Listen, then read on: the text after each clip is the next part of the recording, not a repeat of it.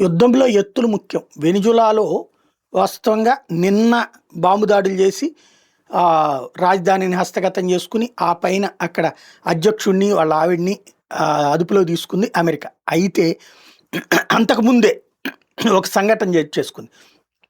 వెనిజులాకి సంబంధించినటువంటి strategic military జోన్లో ఉన్నట్టుండి పేలుడు సంభవించింది. అది అమెరికా చేసినటువంటి పేలుడా, లేకపోతే వెనిజులాలో మర్దోక్ను దించాలనుకుంటున్నటువంటి వ్యతిరేక వర్గాలు చేసిన పేలుడా, లేకపోతే ఇతనికి సహకరిస్తూనే ఇతని సైన్యమే అక్కడ ఉన్నటువంటి ఆయుధాలు పేల్చేసి ఎలాంటి యుద్ధానికి ప్రిపరేషన్ మన దగ్గర లేదని చెప్పారు. ఎందుకంటే చిట్ట చివరిలో అమెరికా యుద్ధం చేస్తానికి దిగి ఆయుధాలతో దిగినప్పుడు, యుద్ధ విమానాలతో దిగినప్పుడు ఇతను ఎంత చెప్పినా కూడా, వెనిజులా అధ్యక్షుడు ఎంత చెప్పినా కూడా ఆయుధాలు తీయలేదట, యుద్ధంలో తిరగబాటు చేయలేదు. అంటే సంథింగ్ ఏదో జరిగింది. ముందుగానే వాళ్ళని కొనేయడం అన్నా జరిగి ఉండాలి, లేదా భయపెట్టైనా ఉండాలి. తద్వారా వెనిజులాలో పక్కా ప్లాన్తో అమెరికా సక్సెస్ అయింది.